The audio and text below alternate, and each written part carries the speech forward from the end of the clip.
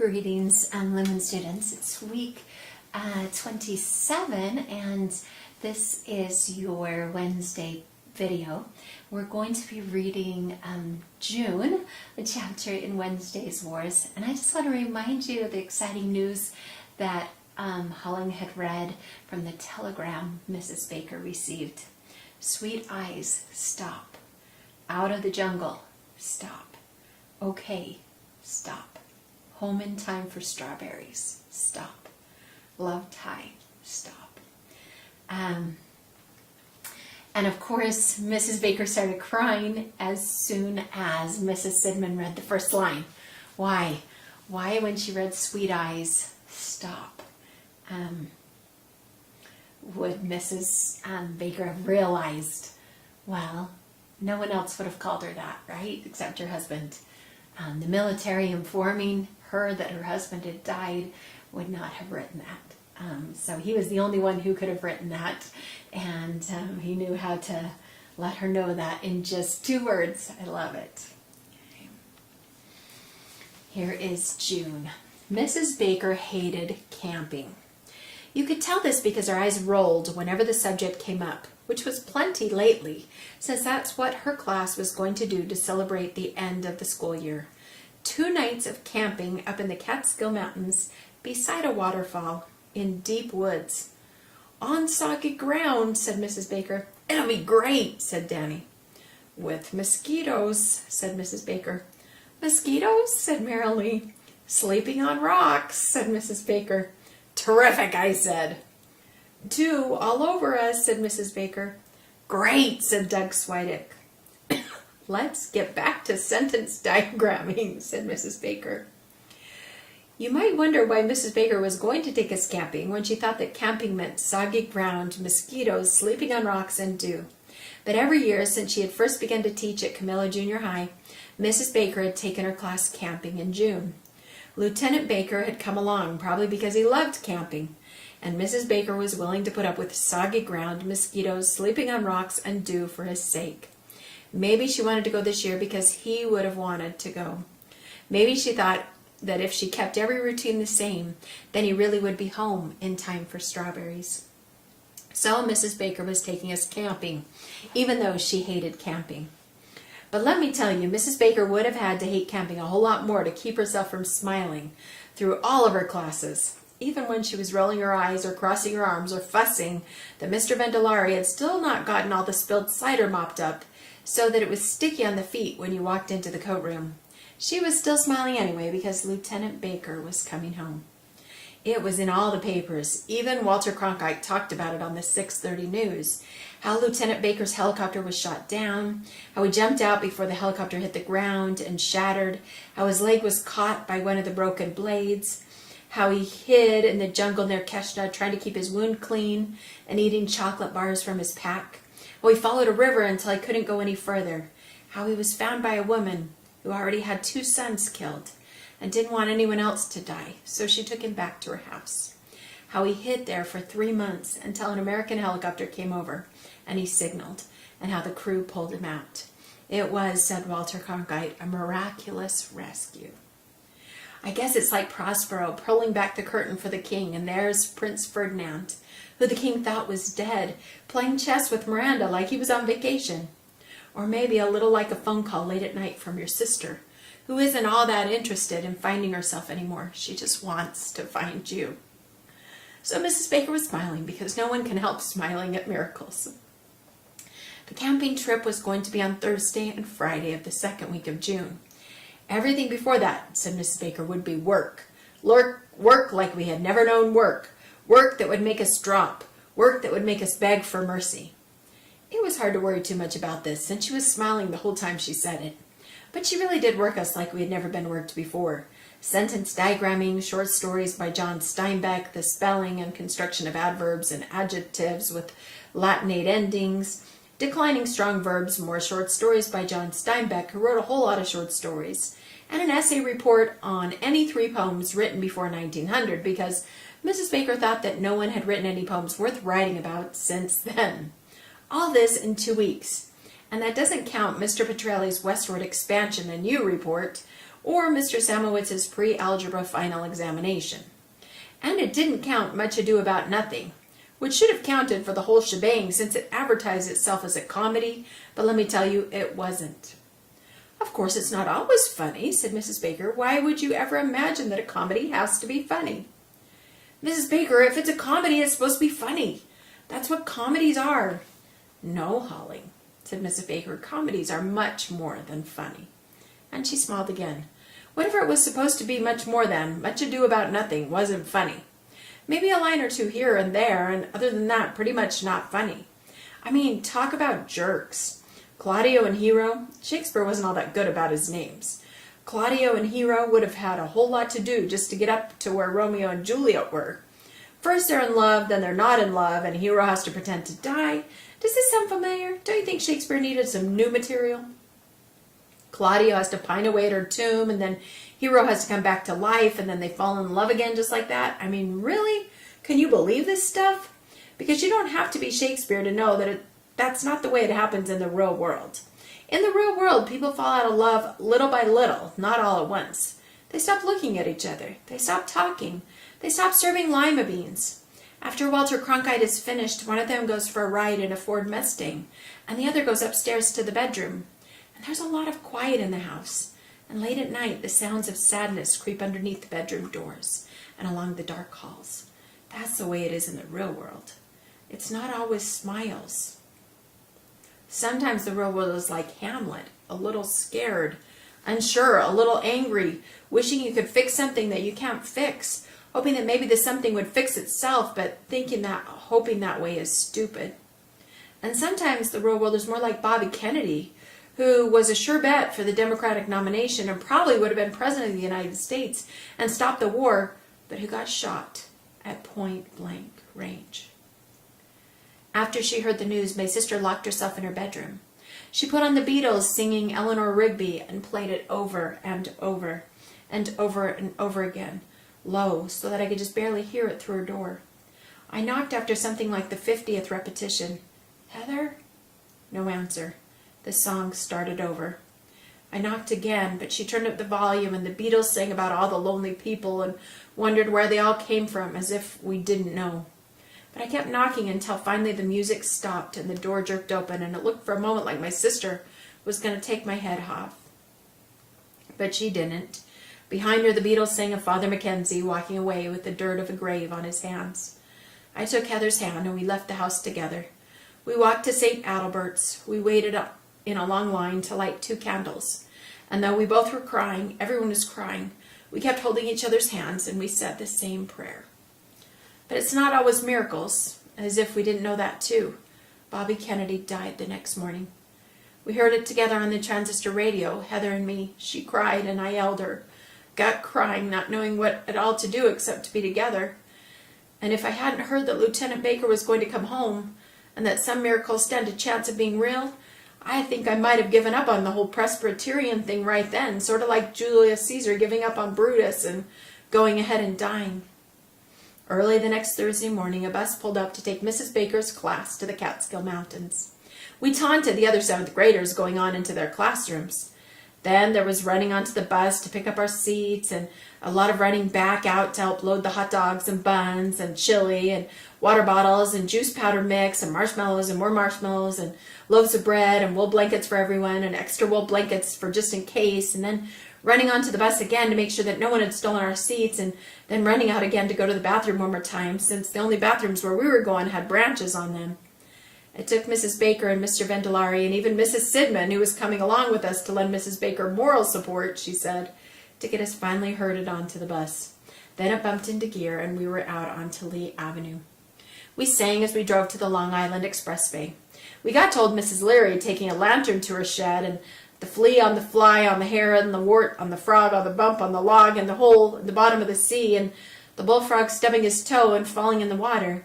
When we reached the Throgs Neck Bridge, Doug Switek started 1,000 bottles of beer on the wall until Mrs. Baker came down the bus aisle and didn't need to say anything. She had her arms crossed. It was a very ominous beginning. After an hour, the bus went from the highway to the thruway, then an hour later off a sharp exit to a 2-lane road, then to a gravel road, and then to a dirt road. Finally, we ended up on a 2-track path that the bus could never have gotten out of if the path didn't double back on itself. When we reached the end of that, and let me tell you, this took a while, we climbed out and Mrs. Sidman tried to keep us corralled together as Mrs. Baker issued a pack to each of us. The pack Mrs. Baker gave Danny was full of cans of chili, which weighed enough to make Danny stop smiling pretty quickly. The pack she gave me held 4 cans of chili, big cans of chili, and all the utensils. If something happens to this pack, she said when she hefted it onto my shoulders, we're all going to eat with our fingers. What could happen, I said. That is probably what Hero's father was thinking after the wedding date was set, she said.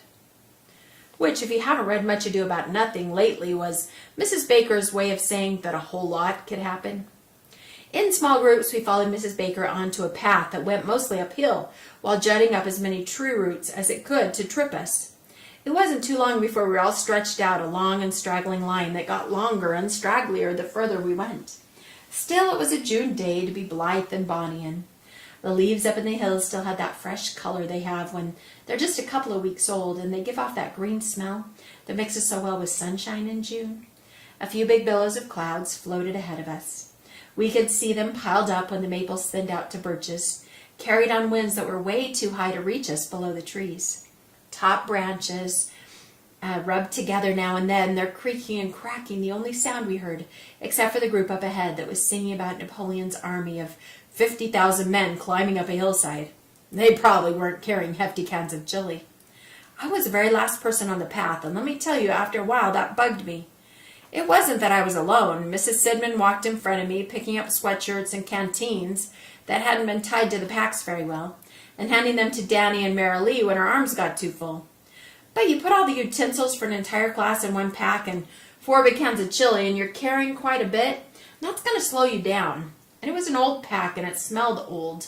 And I had to keep hefting it back up around my shoulders because the straps wouldn't hold tight. And every time I did that, another fork or knife found a way to poke into my spine.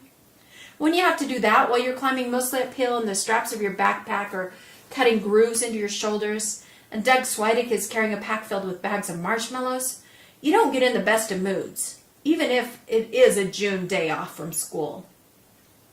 The path heaved in short, quick spurts up through some stands of old birches, and then out into more sunlit spaces. We crossed some open rock, and since it had become much warmer, I was glad when the clouds hid the sun and dropped the temperature. Then we climbed into some scrub pines, where the wind came on and cooled our backs. Even my pack began to feel a whole lot lighter, and the forks and knives had stopped jagging into me whenever I hefted it up again. It was past noon by the time our group got into camp, and I have to say, Mrs. Baker had picked a great spot, though probably Lieutenant Baker had picked it out years before. An egg-shaped clearing beneath high pines rounded out a bend in a running stream. A waterfall on one side threw its water over mossy stones and into a small, deep pool, and on the other side we set our camp. The ground was not soggy, and there were no mosquitoes, and not too many rocks, which I pointed out to Mrs. Baker. "Just wait," she said. Mrs. Baker organized the whole site. She gave Doug Switek a camp shovel and had him dig out a fire pit. I lined it with stones from the stream bed. My Ty and Danny built a teepee fire, and Mrs. Baker put 2 large pots for chili beside it. Mrs. Sidman took everyone else to search for wood, and she organized what was brought back into a pile that slouched from the biggest logs to the smallest twigs.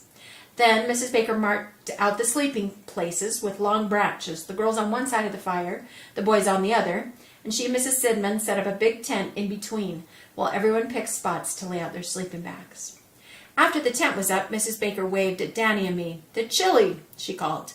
We brought our packs and dropped them beside her. Marilee filled a fry pan with hot dogs and slid it on a grill over the fire, and they began to sizzle right away. You had to hand it to Mrs. Baker. For someone who hated camping, she knew exactly what to do. She even had latrines built in the woods, and she posted signs shaped like little hands with gentlemen and gentlewomen written on them, pointing to thin paths that led away from each other. While the hot dogs cooked, I followed the path from the gentleman's sign, down a sharp ridge, over a dry stream bed, up another ridge, and behind a boulder the size of Camilla Junior High. It was peaceful and comfortable. Doug Switek had used his camp shovel to dig a hole in the middle of some bright green vines, and he had set 3 rolls of toilet paper on 3 dead branches of a tree beside the hole. The vines that ran up the trees almost covered them. He left his shovel in the pile of dirt to use as needed. It was the kind of place where you could sit for a while within the vines and watch the green world be green. Then Mrs. Sidman hollered, "Holling! Hood hood!" You already know what had happened, don't you? Let me tell you, it wasn't my fault that Mrs. Baker had given me an old pack. And it wasn't my fault that its seams were starting to split. And when you're hiking up a path that's pretty steep and hefting an old pack onto your shoulders, you don't feel stuff falling out. "You didn't notice it was getting any lighter?" said Mrs. Sidman. "Well, I said, I did notice it wasn't getting any heavier." She held up a spoon. "This is our entire set of utensils," she said. "We can stir the chili," I said. "The can opener was in your pack too," said Mrs. Sidman. Mrs. Baker picked up 4 cans and handed 2 to me. "Come with me, Holling." We went down to the stream bed. "Look for some large stones that are sharp on one end," she said. And that's how we got the cans of chili opened. We smashed into them with rocks, which is what I think people did during the westward expansion. At first the cans just bent over and started to collapse into themselves. But after a few blows, they split open and chili spattered out. By the time Mrs. Baker and I were done, we looked like someone had thrown a whole can over us both. And from the way Mrs. Baker was laughing, you couldn't tell that anything was wrong, or that she hated camping. Mrs. Sidman was grumbling more than a little by the time we got back, and it didn't help much that she cut the ends of 3 of her fingers trying to get all the chili out of the battered cans, which were pretty jagged. Every time she cut one, she would glare at me, and I don't think she was thinking thoughts about nurturing one of her students in wisdom and learning. Any lunch after a long hike tastes good, especially if it's on a day off from school.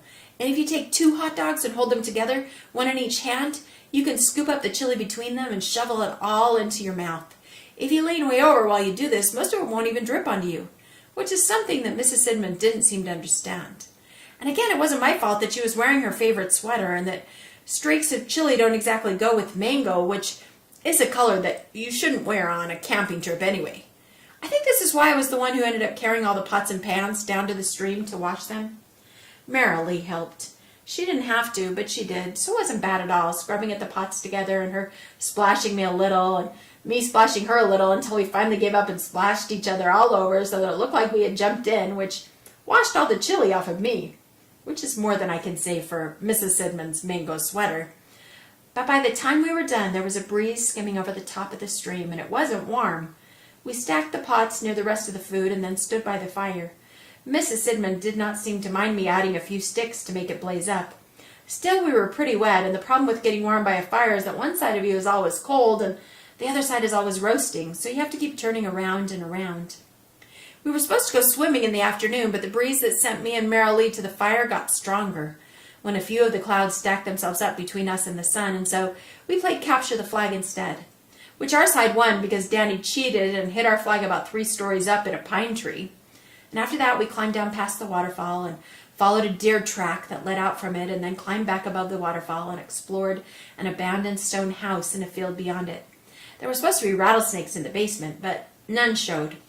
It was a whole lot colder when we got back, and so Mrs. Sidman sent us to bring some more wood, and while we did, Mrs. Baker heated up pots of hot chocolate, which tastes better in the woods by an open fire than it does anywhere else. And Mrs. Sidman started unpacking the hamburger patties and glaring at me again, since she wasn't sure whether she could cook them with only 1 spoon to turn them over. Anyone would know that she couldn't, and I think that even Mrs. Baker knew it wasn't right to blame me entirely when 4 of Mrs. Sidman's remaining 7 healthy fingers got burns on the ends. Let me tell you, she made a big deal of it. After supper, Marilee and I did the pots again. It was hard to tell when night came on. We got the fire going pretty high, almost as high as where Danny hid the flag, and the crackling and snapping and the small explosions of pine resin sent out sparks that looked like rising stars. The clouds had gotten so thick now that there was no sunset to see, and the breeze had picked up to a kind of steady rhythm, steady enough that not even a single mosquito was brave enough to fly out into it. "Just wait," said Mrs. Baker. And all through the singing that we did that night, no mosquito showed its face, which just goes to show you that even Mrs. Baker isn't right all the time. Mrs. Sidman tried some ghost stories after the singing, but there's something about principals that make it impossible for them to tell ghost stories. I mean, you can't spend your days in the main administrative office and then hope to scare someone with a story about a headless ghost. You just don't have a chance. She tried to make her voice all low and quavery, but she just got to sound like that old Pastor McClellan at St. Andrew's grumbling out a hymn. When she finally got to the end and shouted out the climax, which was supposed to make us all scream in fascinated terror, not much happened. So she sat back down and looked at us like she was going to make us all repeat 7th grade next year. There's a special kind of principal look for that. And even though she'd only been a principal for 2 months, she had it down. So when Mrs. Sidman got up to give her what you should be careful about in the woods speech, we didn't pay much attention either. After all, that's what happens when you have teachers and principals along on a camping trip. You hear about all sorts of disasters like mosquito bites, bee stings, what to do if you trip over a stone and get blood on your knee. You're told not to wander so far from camp at night that you can't see the firelight, as if that's going to be a real issue. And you're reminded where the latrines are and how much you shouldn't use too much toilet paper since there wasn't a whole lot, and what the shovel is for, stuff like that. But when she came to the snake part, she got her attention. There are poisonous snakes all around here, she said. If they bite you, your leg will swell up until you have ankles like cantaloupes and shins like watermelons. If you get bitten, you have to swallow this very quickly. She held up a small glass vial so that you can make it to the hospital. You have to swallow it within 30 seconds for it to work. And even if you get it swallowed in 30 seconds, there is no guarantee.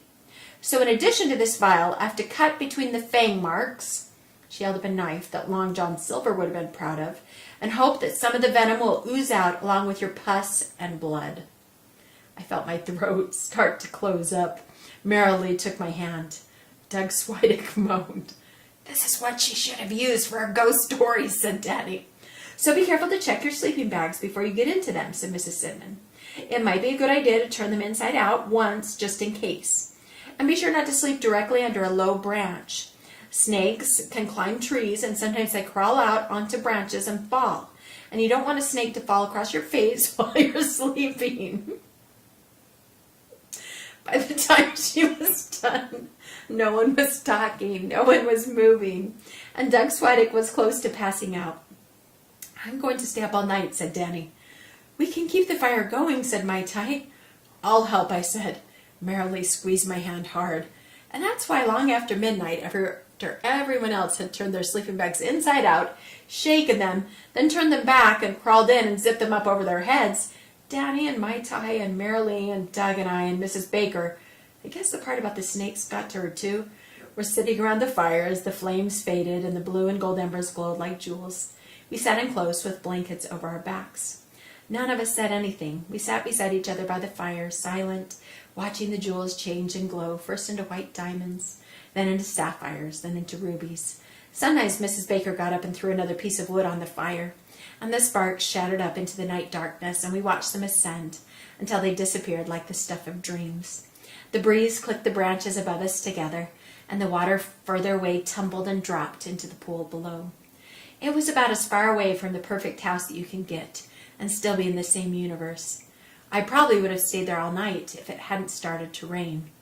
Actually, started isn't really the right word. It didn't come on like rain usually does, a little at a time, until first you realize that you're feeling a drop or two, and then you realize it's more than a drop or two, and then you know you need to get someplace because it's going to really come down in a minute.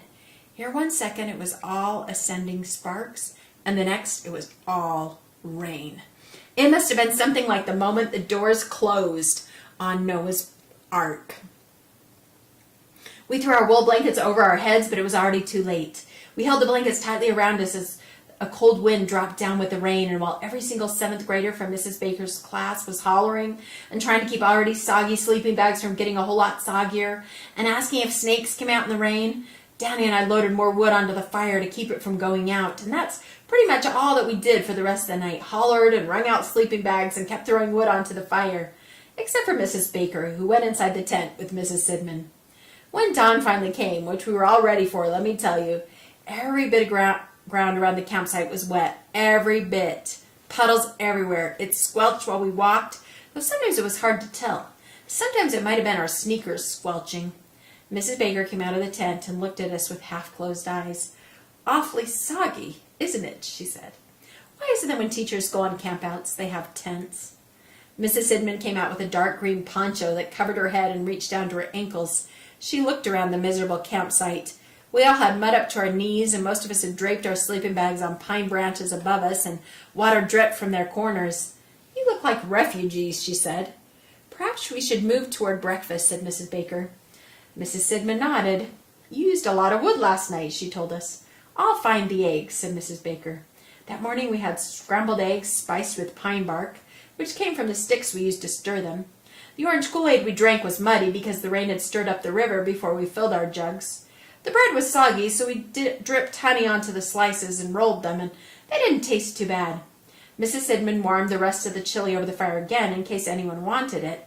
Only Doug Switek did, which was a mistake, as it turned out. I think if it had kept on raining, we would have all gotten in under Mrs. Sidman's poncho and walked back home. But after Marilee and I had carried all the pots to the stream, we waded right on in with them, since they were wet through already, and the clouds started to shred. The sunbeams slit through. Each beam stabbed at the cold winds until one by one they whimpered and died. The whole sky grew yellow, and we threw off the wet blankets. Nothing smells worse than a wet woolen blanket. And then squelched around the campsite, gathering more wood for the day, until suddenly it was so warm that someone said, "Let's go swimming." We all ran a little way down the path to the latrines and put on shorts and came back to the water and stepped carefully in. It was still cold, until Daddy finally let himself slide down with the high current and over the waterfall ledge and into the pool. When he surfaced, he was laughing and snorting with water up his nose. "It's great," he said. And so we all went over the waterfall and got water up our noses, even Marilee. Even Mai Tai, holding Marilee's hand. That's what we did most of the morning, while Mrs. Baker and Mrs. Sidman stood above us and watched. I could tell that Mrs. Baker was wanting to try it. It was probably getting hot on the open rocks above the falls, with the sun coming straight down now. Everything in the woods around us was steaming and glistening. The ferns, the pines, the leaves, the moss, everything. Even the teachers. It's got to be hard to be a teacher all the time, and not jump into a pool of clear water and come up laughing and snorting with water up your nose. We ate lunch, chicken salad, sandwiches, and cucumber spears, which didn't need utensils, and then we headed back to the water, where Daddy was throwing dives that the rest of us tried to match but couldn't. He could flip 1.5 times and land head first right where the fall hits the pool, disappearing in white spray. Once he got around 2 full turns, which no human being should be able to do, and came up laughing and snorting so hard he could barely breathe. That's all we did most of the afternoon, not a diagrammed sentence in sight, swimming and diving in a waterfall through the heated hours, until finally we came back up to the campsite and Mrs. Baker started to assign our chores. Now, you have to understand that we've been here for a day and a half, and all that time, Doug Switek hadn't followed the gentleman's sign and used what was over the 2 ridges. It was pretty clear he wanted to. Actually, it was very clear he wanted to, but he wasn't going to use a hole in the middle of the woods, he said, even if he had dug it himself. Still, when you've eaten chili the night before and chili for breakfast, you can't hold it off forever.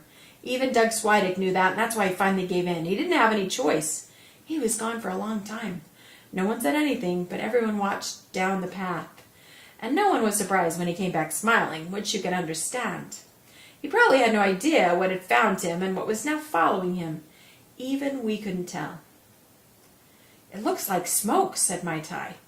"But it's following him," said Danny. Mrs. Baker sighed. "It's not smoke," she said. "It's mosquitoes," I said. Mrs. Baker rolled her eyes. We all ran. Doug Switek couldn't quite figure out why until the first ones landed on him. He looked down and saw his arms covered. That was until they flew into his eyes. Then he ran too and probably hit a whole lot more trees than he would have if the world was a fairer place. The mosquitoes followed us like little airplanes. You could hear them buzzing. We ran down to the water and splashed at them. They hovered above us and laughed. We ran toward the woods and swatted at them with pine branches. They laughed some more. Then we ran toward the fire, since Mrs. Baker said they hated smoke. They don't. Hiding in the smoke helps about as much as scrunching under a desk during an atomic bomb attack. "Keep moving and stay in groups," said Mrs. Baker, which is the same strategy to use if you're floating in the ocean and surrounded by sharks. It means that anyone on the outside of the group gets picked off. So we took turns getting in close to the center, except I gave Marilee my turn, since she had helped me with the pots. She said that I saved her about a pint of blood, which was worth it, the way she smiled at me when she said this.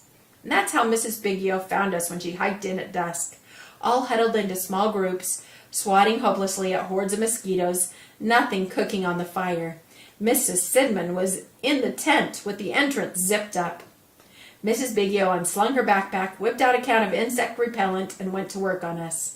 Then she loaded wood onto the fire and sent half of us out for more. The rest of you bring me 3 large flat stones from the river, and scrub them clean, and bring back 2 pots of water too. Who's been cleaning these? When we came back with the stones and pots of water, she unloaded garlic and carrots and potatoes and turnips and chuck beef and tomatoes. Mai Tai stared at it all. "Fait beaucoup?" she asked. "It will be by the time we're done," to Mrs. Biggio. "The curry and ginger root in the front pocket there. I couldn't find any lemongrass, so we'll have to make 2. She and Mai Tai made do. In a while the water was boiling, and they had chopped up the potatoes and turnips into one pot, and the chuck beef into another, and then they combined them and added everything else that Mrs. Biggio had brought. And even if there wasn't any lemongrass, it all smelled as wonderful as any food cooked over an open fire can smell, which is pretty wonderful, let me tell you. And just as we saw the first star, Mrs. Biggio and Mai Tai ladled the stew out into bowls that Mrs. Biggio had packed, and gave us spoons that Mrs. Biggio had picked up all along the trail. You can never be too careful about your supplies, she said to Mrs. Sidman, who, because she was eating hot, thick bocaux, was happy enough not to blame anything on me, even though I still was the one who carried the pots down to the stream to clean them out with Merrily, and neither of us minded at all. We were still there when Mrs. Biggio and Mai Tai came down to wash Mrs. Biggio's cutting knives, which she wouldn't let anyone but Mai Tai touch. And when Mrs. Biggio said to Mai Tai that she had meant to be up to the campsite earlier, but that she had taken the morning to speak with the Catholic Relief Agency that had sponsored Mai Tai when she came from Vietnam. She wanted Mai Tai to know that the house where she was living with the Relief Sisters was very nice. But if she wanted, that is, if Mai Tai would like to, Mrs. Biggio had a small house and she was living all alone now, and she thought that maybe if Mai Tai could ever imagine that, until Mai Tai put her arms around Mrs. Biggio, and Mrs. Biggio put her arms around Mai Tai, and the ripples of the water replaced all the words. Goodness for an alliance. So Mai Tai gets to go live with Mrs. Biggio now. Interesting. I think we'll stop there. 1, 2, 3, 4, 5, 6, 7, 8. 8 more pages. And we'll save it for next week. We'll finish up the camping trip and how the book ends. Wednesday's Wars coming your way. And we'll catch you then. Thank you.